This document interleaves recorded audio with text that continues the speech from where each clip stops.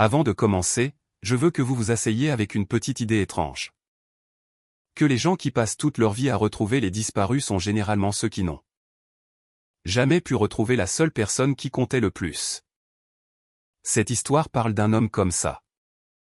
Son travail consistait à marcher dans le brouillard et l'eau froide et les champs brûlés pour ramener des inconnus chez eux. Et il était très bon à cela. Et pendant 4 ans, il a porté la culpabilité de la seule recherche qu'on ne lui avait jamais permis de mener. Puis un matin avant l'aube, un téléphone a sonné et un enfant qu'il n'avait jamais rencontré a prononcé un mot que seul un mort était censé connaître. Je vous raconte celle-ci parce qu'elle m'a appris quelque chose que je n'arrête pas d'oublier. Que le deuil n'est pas toujours la fin d'une histoire.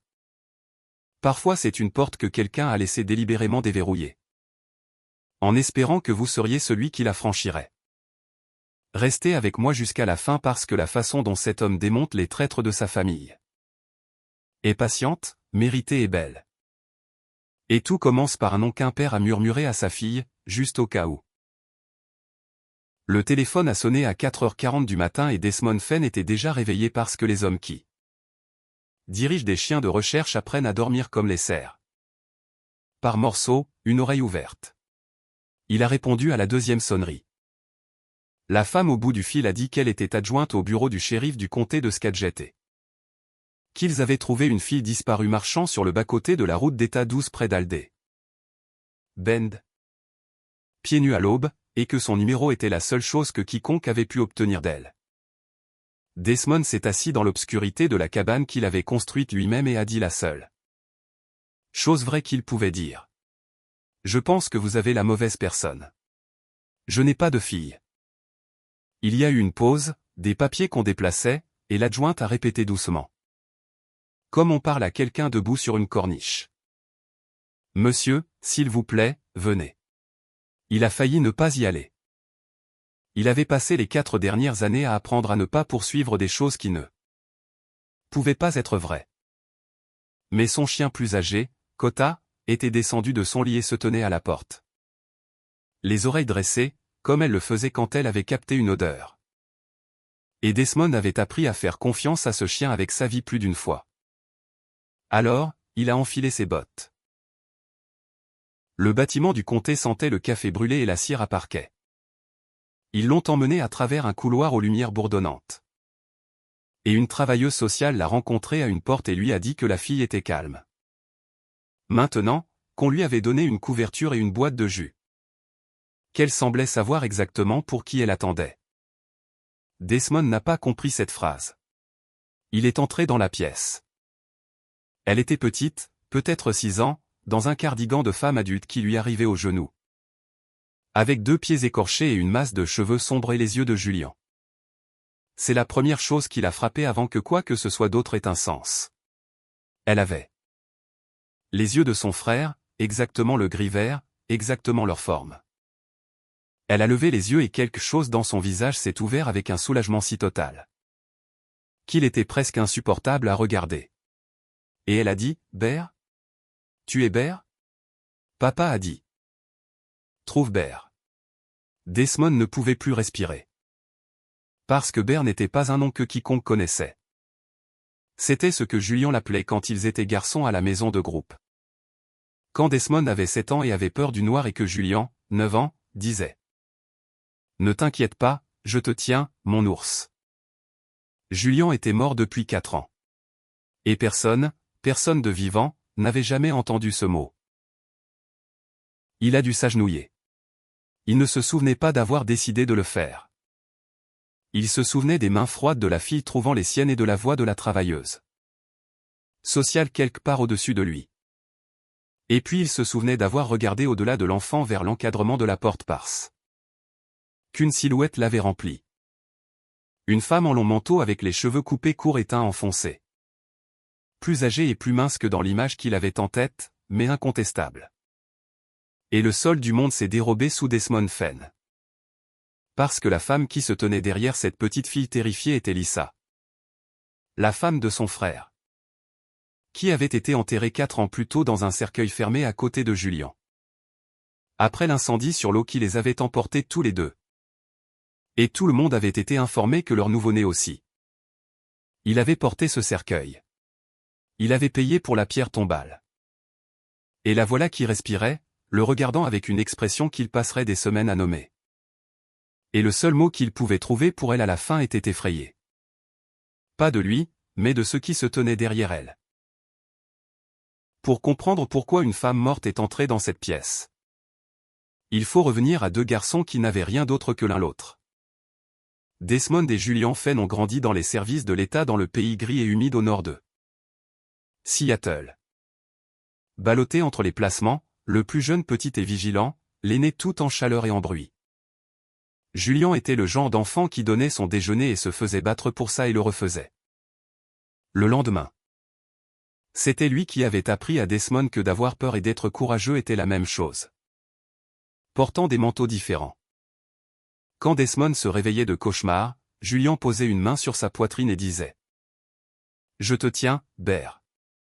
Et Desmond respirait à nouveau. Ils ont quitté le système avec 3 ans d'écart et sont restés à moins d'1 mile l'un de l'autre. Pour le reste de la vie de Julian. Julian a appris à construire des bateaux en bois, de vrais bateaux. Coque à clin et membrure cintrée à la vapeur. Le genre de métier qui était moitié art et moitié obstination. Desmond est allé dans l'autre direction, vers les recherches et les sauvetages. Et a découvert qu'il avait un don pour cela, une patience qui lui permettait de lire le terrain. La météo et les lignes de panique du chemin d'une personne perdue. Il adressait des chiens. Il ramenait les gens chez eux. C'était la seule chose qui faisait taire l'ancienne peur. Puis la succession de leur père s'est enfin réglée. L'homme qui les avait abandonnés était mort riche et coupable et avait laissé aux frères une fiducie, pas une fortune, mais de l'argent réel. Plus que 2 orphelins n'avaient jamais espéré. Liés à un fonds qui payait lentement et passerait à leurs enfants. Pour Desmond, cela a changé peu de choses. Il a gardé sa cabane et ses chiens. Pour Julian, cela a tout changé parce que Julian venait de tomber amoureux. Lisa Merrick est arrivée à Aldey Bend l'été où la fiducie s'est réglée. Ce dont Desmond penserait beaucoup plus tard. Elle était intelligente et charmante et riait aux blagues de Julian et savait. D'une manière ou d'une autre. Une quantité inhabituelle sur les termes d'une fiducie pour une femme qui prétendait être arrivée en ville par accident. Julian avait 31 ans et n'avait jamais été choisi par quiconque de sa vie. Et elle l'a choisi bruyamment, complètement. Ils se sont mariés dans l'année. Desmond se tenait à côté de son frère et se disait que la sensation froide dans son ventre n'était que ce qu'elle avait toujours été, l'ancienne peur. Disant, ne fais pas confiance aux bonnes choses. Elles partent. Les mères étaient la partie que Desmond n'a pas vue avant bien plus tard. Lisa n'était pas arrivée en ville par accident. Elle avait été envoyée. Sa famille, issue d'un coin pourri et argenté de l'État, avait une affaire discrète comme certaines vieilles familles en ont. Pas une affaire qu'on pouvait nommer à un dîner. Ursula Merrick, la matriarche, avait passé 30 ans à transformer le chagrin des autres en liquidité.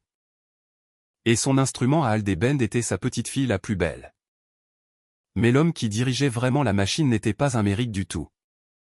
C'était un opérateur lisse et à la voix douce nommé Nash Ackerley, qui portait de bons manteaux et s'appelait consultant en transition.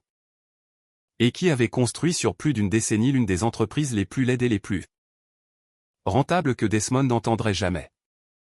Un service vendu discrètement aux désespérés et aux coupables qui rendait les personnes vivantes légalement mortes. Faux décès, encaissement de police. Saisie de succession et de fiducie via des proches endeuillés coopératifs. Ion Transition Group. C'était le nom sur le seul morceau de papier qui ait jamais porté son nom. Lisa avait grandi dedans.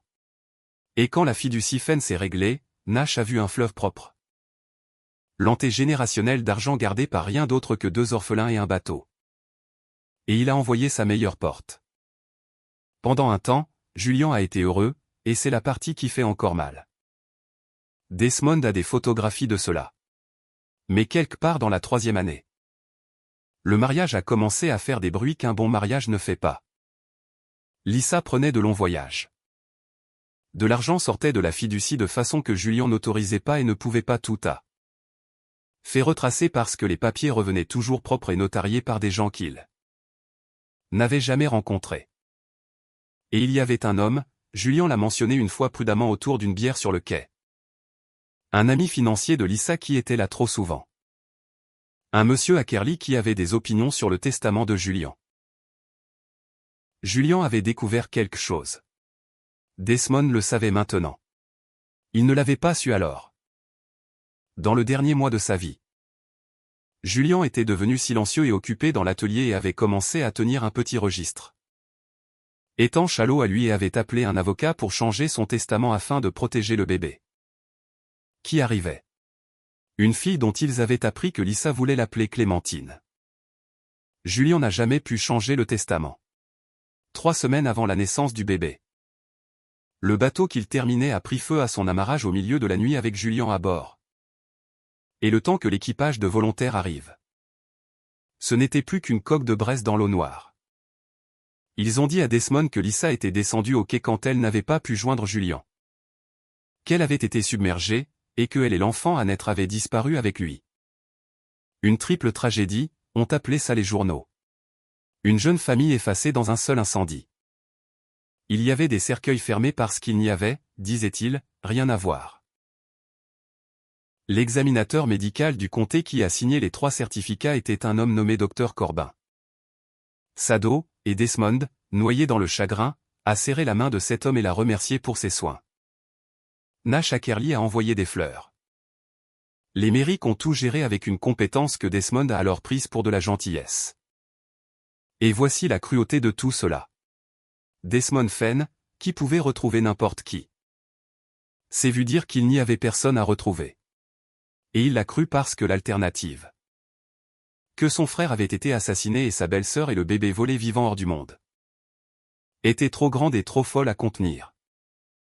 Il a enterré 3 cercueils, dont 2 vides, et il a arrêté de dormir correctement. Et pendant 4 ans, il a mené les recherches des autres et n'a jamais mené celle qui comptait. Alors quand Lisa est entrée dans cette pièce fluorescente derrière un enfant vivant. 4 années de ce faux chagrin se sont défaites en Desmond d'un coup. Et la première chose qui est sortie de lui n'était pas de la tendresse. C'était, tu es morte. Je t'ai enterrée. Lisa n'a pas discuté. Elle a regardé la petite fille, Clémentine bien sûr, la fille de Julien, née vivante et cachée. Et elle a dit, très bas. Pas moi. Juste Julien. Et puis avant que les adjoints ne puissent l'arrêter. Elle a traversé la pièce et a agrippé la manche de Desmond avec une force qui l'a effrayé et a dit. La chose qui a tout changé. Il viendra pour elle. Il est peut-être à 1 heure derrière nous. J'ai couru, Desmond. J'ai enfin couru.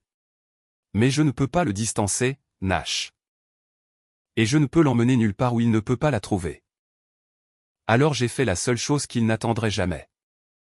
Je l'ai amené au seul homme au monde qui retrouve les gens pour gagner sa vie. S'il te plaît, quoi que tu penses de moi, et tu devrais tout penser. J'ai tout mérité. Cache ma fille. Desmond a baissé les yeux vers l'enfant qui tenait sa main.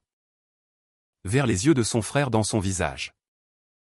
Et quelque chose d'ancien et de certain s'est réveillé en lui. Je te tiens, Bear, a-t-il dit. Monte dans le camion. Ce qui a suivi au cours des jours suivants était l'assemblage lent et écœurant de la vérité. Et Desmond l'a assemblé comme il travaillait une recherche, grille par grille. Refusant de sauter du terrain. Il a emmené Clémentine et la femme qu'il avait enterrée jusqu'à la cabane. Et il a appelé la seule personne en qui il avait une confiance absolue. Son ancien partenaire de recherche, Dash Akoro. Qui avait quitté le terrain pour gérer les données pour l'État. Et qui pouvait tirer un fil à travers une base de données comme personne d'autre. Et il a fait asseoir Lisa à sa propre table de cuisine, et l'a fait parler. Cela est sorti d'elle par morceaux sur 2 jours, laid et complet. Oui, elle avait épousé Julien pour la fiducie. Sa famille l'avait dirigé vers elle. Oui, il y avait eu une liaison. Si on pouvait appeler ça comme ça. Nash Ackerley avait été son gestionnaire et son amant depuis qu'elle avait 19 ans. Et elle n'avait jamais vraiment appartenu à Julien. Oui, le plan avait toujours été le jeu standard, saigner lentement la fiducie. Et quand la cible devenait soupçonneuse, la retirer. Julian est devenu soupçonneux et donc l'incendie a été déclenché et il était censé ne prendre que Julian. Lisa et le bébé étaient censés mourir sur le papier et partir riches et libres. Mais la chose avec la construction d'une machine qui efface les gens et qu'elle finit par t'effacer. Toi aussi. Lisa a appris la nuit de l'incendie que son propre certificat de décès n'était pas une fiction. Qu'elle contrôlait, mais une laisse que Nash tenait. Sur le papier, elle et Clémentine étaient mortes. Cela signifiait qu'elle n'existait pas.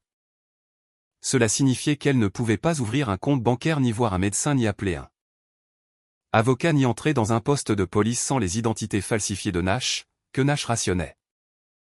Elle avait échangé un mari contre un propriétaire. Pendant 4 ans, elle avait vécu dans une série de maisons gérées sous des noms gérés. Élevant une fille que Nash gardait précisément parce qu'un enfant caché est l'otage parfait. Regardant la fiducie Fenn, passant maintenant légalement à Clémentine en tant qu'unique héritière. Avec Lisa comme tutrice des mineurs décédés ravivait l'intérêt. À travers une chaîne de papier oséillon. La tête de Desmond tournait en essayant de suivre l'alimentation de la machine qui la possédait.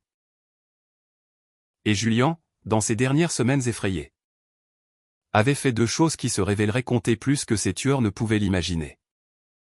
Il avait caché son registre privé. Et il avait enseigné l'avenir de sa fille à naître. De la seule façon qu'un homme condamné pouvait, en faisant promettre une chose à Lisa. Si ça tourne mal, si tu arrives un jour à la sortir, il y a un homme appelé Bear. Et Bear vient toujours. Desmond a arrêté de dormir à nouveau. Mais cette fois, c'était différent parce que le chagrin s'était transformé en un travail. Et les travaux, il savait comment les faire. Il a commencé à traquer. Pas avec les chiens, pas encore. Avec tout le reste.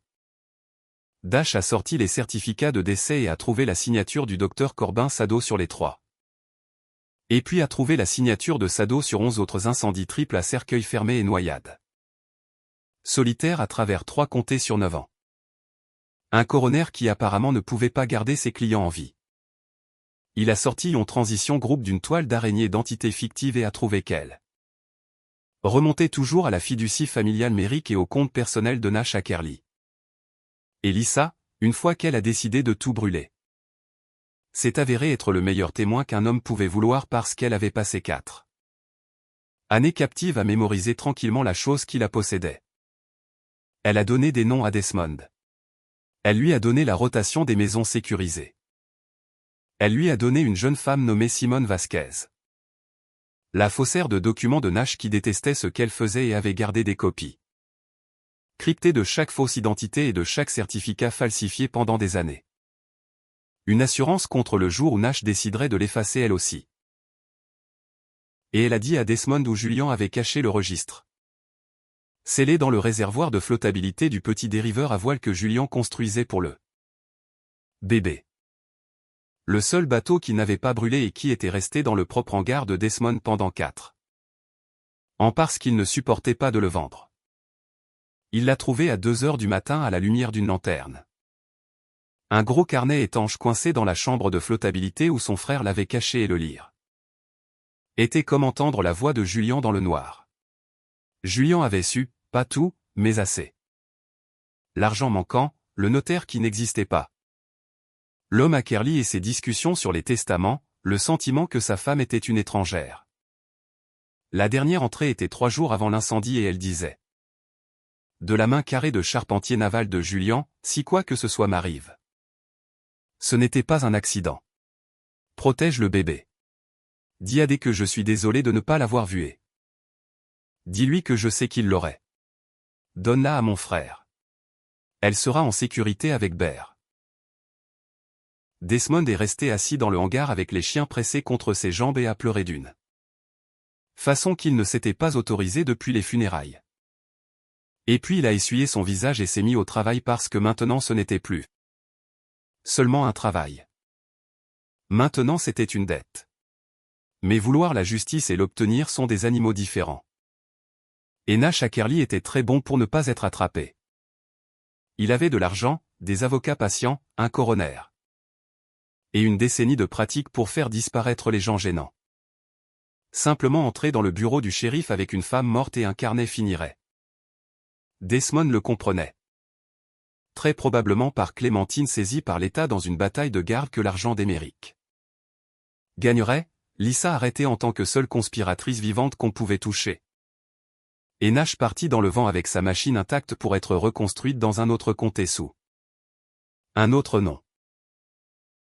Desmond avait observé en 4 années de recherche à quelle fréquence les puissants sang sortaient. Alors il a fait ce en quoi il était le meilleur. Il a arrêté de chasser l'homme et a commencé à réfléchir à la façon dont l'homme chassait. Et il a construit un piège à partir de la seule chose que Nash ne pouvait pas résister. Le seul appétit qui avait d'abord visé une belle fille sur un orphelin. De l'argent qui était sur le point de devenir légalement et proprement disponible. Et autour de cet appât il a assemblé le filet calme et patient. Il ne l'a pas fait seul. C'était la discipline de cela. Il a conduit 3 heures jusqu'au bureau de terrain d'une équipe d'État contre la fraude. Assurance et s'est assis en face d'une agente nommée Marissa Khan. Et il n'a pas élevé la voix ni inventé une histoire. Il a posé le registre de Julian. Le tableau de Dash et les archives cryptées de Simone sur son bureau et a laissé 11 autres faux décès par les deux mêmes. Khan avait poursuivi une opération fantôme comme Lyon pendant des années et n'avait jamais eu de témoins vivants ni de pistes documentaires. Desmond lui a donné les deux. Il a obtenu pour Clémentine un vrai avocat. Une femme tranchante et sans sentimentalité nommée Ramona Felt. Qui a commencé tranquillement à construire le dossier qui garderait la fille avec son oncle quoi. Qu'il arrive au reste. Il a joint Simone Vasquez via un café et un téléphone jetable et a trouvé non pas une méchante, mais une femme effrayée désespérée d'être pardonnée. Qui a accepté de basculer dès qu'elle a compris qu'il y avait enfin un mur derrière lequel se tenir. Et via Simone, il a joint la seule Méric qui n'avait jamais voulu de cela. Une jeune fille de 16 ans nommée Piper, la nièce de Lisa, qui avait été élevée pour être la prochaine belle porte et qui avait plutôt passé 2 ans à enregistrer secrètement sa grand-mère, attendant une issue.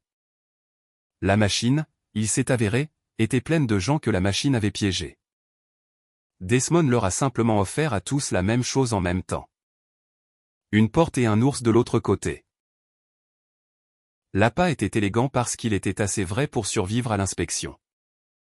Ramona Felt a entièrement légitimement déposé pour consolider et libérer les actifs détenus de la fiducie Fenn à son unique héritière, Clémentine Fenn. Un événement d'intérêt ravivé que tout observateur compétent de la succession verrait et qui exigerait, selon les papiers ou ayons même auxquels Lisa avait été enchaînée, d'assigner tuteur fiduciaire et le consultant en transition enregistrés tous dans une même pièce pour exécuter le transfert d'une très grosse somme d'argent soudain liquide. Nash Ackerley ne pouvait pas plus manquer cette réunion qu'un requin ne pouvait manquer du sang dans l'eau. Tout le sens de lui, l'appétit que Desmond avait observé pendant des semaines, était qu'il devait être dans la pièce quand l'argent bougeait parce qu'il ne faisait confiance à personne, surtout pas à Lisa, pour le bouger sans lui. Ursula Méric viendrait protéger les intérêts de la famille. Le docteur Corbin Sado a été invité sous le prétexte que la résurrection des mineurs décédés nécessitait son attestation médicale. Chaque principe attiré par la cupidité et le besoin de contrôle dans une seule salle de conférence. D'une société de titre à Mount Vernon un jeudi matin avec les gens de l'agente Khan dans les murs. Et le parking est, selon la coopération signée de Lisa, un enregistreur en direct sur la table. Et il y avait la seconde moitié du piège, la moitié que seul Desmond pouvait mener parce que Lisa, dans ses années de mémorisation, avait appris une chose de plus. Que Lyon ne falsifiait pas seulement les décès d'adultes quand une famille en transition avait des enfants qui, contrairement à Clémentine, n'étaient plus utiles. Ces enfants ne marchaient pas dans des postes de police. Ils allaient quelque part. Lisa connaissait le terrain. Un camp d'église désaffecté en haut d'une route forestière dans les cascades que les Méric détenait via une entité fictive, mais pas le sol exact. Et Desmond a compris, avec un froid qui n'avait rien à voir avec les montagnes, que c'était une recherche, sa recherche. Celle pour laquelle il s'était entraîné toute sa vie sans le savoir. Alors le mercredi, pendant que Caen câblait une salle de conférence, Desmond Fenn a conduit une route forestière avec Kota et son jeune chien Burr chez les deux personnes les plus fiables de l'agent de Caen. Et il a lu ce terrain comme il en avait lu une centaine d'autres. Et le vieux chien a mis son nez au sol et est devenu immobile et sûr et les a menés dans la lumière déclinante jusqu'aux preuves fraîches et pas si fraîches qui transformeraient une affaire de fraude en quelque chose qu'aucun avocat sur Terre ne pourrait faire marcher. Ce qu'ils ont trouvé là n'est pas pour ce récit. Sauf pour dire que 2 enfants de plus sont descendus de cette montagne vivant. Et que Desmond a porté le plus petit tout le chemin. Et qu'il ne l'a pas posée jusqu'à ce qu'elle soit au chaud. Le jeudi matin, le piège s'est refermé, et il s'est refermé comme une bonne recherche se termine. Pas avec du drame, mais avec de la certitude. Chaque grille parcourue, nulle part où courir. Nash Ackerley est arrivé dans un beau manteau et s'est assis en tête d'une table qu'il pensait sienne. Et il a parlé parce que les hommes comme Nash parlent toujours et l'enregistreur à tout prix. Les transferts, les certificats, les retraits, le prix d'un coroner. La laisse qu'il avait gardée sur la femme à côté de lui. Ursula a corrigé un chiffre qu'il avait mal donné, ce qui était sa propre petite épitaphe parfaite. Et le docteur Corbin Sado a essayé de partir au moment où il a compris et a trouvé la porte tenue par un très poli jeune agent. Quand les gens de Caen sont sortis des murs, le premier mouvement de Nash a été de tendre la main vers Lisa, pour en faire l'histoire. La seule survivante, la coupable. C'était un réflexe. C'était toute l'architecture de lui. Et cela n'a pas marché parce que l'histoire était déjà racontée dans un registre de charpentier. Naval et les archives cryptées d'une faussaire et 2 années d'enregistrement d'une fille de 16 ans et 11 ordres d'exhumation que l'agent de Caen avait signé ce matin-là et surtout dans 2 enfants qui étaient descendus d'une montagne qu'un homme avec un chien de recherche avait parcouru. La machine n'avait pas de porte où envoyer. Pour la première fois de sa longue vie, Yon était celle qui a été retrouvée. Le démantèlement a pris 1 an. Et Desmond y a assisté entièrement parce qu'il avait appris qu'on doit sa présence aux morts. Nash Ackerley a été condamné sur des chefs d'accusation qui couraient dans les dizaines à travers 3 États et sera un vieil homme avant qu'il y ait une question de lumière du jour. La laisse qu'il avait construite pour les autres est devenue la sienne. Ursula Merrick, qui avait transformé le chagrin en liquidité pendant 30 ans, a été trouvée liquide elle-même à la fin. Sa fiducie familiale saisie pour restituer aux familles sur lesquelles elle avait prié. Son architecture belle vendue en pièces. Le docteur Corbin Sado a perdu sa licence. Sa liberté et la respectabilité soigneuse qu'il avait échangée contre 11, 12, 13. Le nombre continuait d'augmenter, des vies à garder. Et Lisa Merrick, qui avait épousé un homme bien pour son argent et les avait laissés le brûler, n'a pas marché libre. Et Desmond n'a jamais demandé qu'elle le fasse. Elle a plaidé pour ce qu'elle avait fait et est allée en prison. Et la seule miséricorde là-dedans. Une miséricorde que le tribunal a autorisée parce que le frère d'un charpentier naval s'est levé et l'a demandé, était que c'était une peine avec une fin en échange de chaque nom et chaque compte. Et le témoignage qui a mis Nash à l'écart pour de bon. Elle avait couru à la fin et avait amené sa fille à Berre. Desmond a décidé que cela comptait pour quelque chose, pas pour la liberté, mais pour quelque chose. Clémentine Fenn vit maintenant avec son oncle dans la cabane au-dessus d'Aldebend avec 2 chiens. Qui sont extrêmement sérieux sur sa sécurité et complètement non sérieux sur tout le reste. Elle a 7 ans. Elle a les yeux de son père et il devient clair qu'elle a sa gentillesse obstinée. Le genre qui donne son déjeuner. Ramona Felt a gagné la bataille de garde avant que ce soit vraiment une bataille. La fiducie, ce que les tribunaux en ont rendu, est à elle et à elle seule. Et ne paie pas avant qu'elle soit adulte, et est maintenant gardée par un grand nombre de verrous. Les jours où l'ancien chagrin remonte en elle, les nuits où elle se réveille petite et effrayée. Comme un autre garçon l'avait fait une fois dans une maison de groupe il y a longtemps. Desmond s'assoit au bord de son lit et pose une main sur sa poitrine jusqu'à ce que sa respiration ralentisse. Et il dit la chose que son frère lui avait apprise, la chose qui a survécu à l'incendie. La chose qu'un père condamné a murmuré dans le futur comme un message dans une bouteille. Et visé avec sa dernière pensée claire vers le seul homme qu'il savait répondrait. Je te tiens. Je te tiens. Ber vient toujours et elle le croit parce que c'est vrai. Parce que cela allait toujours être vrai. Parce que certaines portes sont laissées délibérément déverrouillées et certaines recherches prennent 4 ans et certains des perdus sont retrouvés à l'aube sur le bas-côté d'une autoroute par là. Personne exacte qui a passé toute sa vie à apprendre comment regarder. Voilà l'histoire et je l'ai retournée dans ma tête pendant des semaines. Voici ce qui reste avec moi. Nous aimons imaginer que le mal s'annonce, qu'il vient portant un masque. Mais la machine la plus laide de cette histoire fonctionnait sur les appétits les plus ordinaires. La cupidité, et le besoin de contrôler. Et la volonté de détourner le regard quand la tragédie d'un inconnu pétait facture. Nash Ackerley n'a rien inventé de monstrueux. Il a simplement industrialisé des choses que les gens font tranquillement tout le temps. Et il a presque réussi à s'en tirer pour toujours parce que son seul génie était de faire croire aux gens qu'il piégeait qu'ils étaient les seuls. C'est ainsi que ces machines survivent. En convainquant chaque victime qu'elle est seule. Ce qui l'a brisé n'était pas un héros avec un pistolet. C'était un homme qui a refusé de sauter du terrain, qui a marché chaque grille. Qui a compris que les puissants comptent sur le fait que tu es trop endeuillé ou trop fatigué ou trop en infériorité numérique pour faire le travail lent et patient de trouver la vérité. Et c'était tout un filet de gens piégés qui ont chacun offert une porte honnête et ont choisi de la franchir ensemble. Je pense beaucoup à Julian. Un homme qui n'était pas assez intelligent pour voir l'arnaque avant qu'il soit trop tard. Mais qui était assez décent pour laisser une bouée de sauvetage quand même. Pour faire confiance à son frère pour venir. Il avait raison. Si vous prenez quoi que ce soit de cela, prenez cela. Laissez la bouée de sauvetage.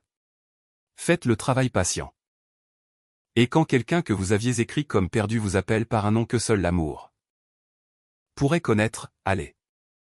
Quoi que vous pensiez avoir enterré, allez. Merci d'être resté jusqu'à la fin. Prenez soin de ceux qui viendraient pour vous.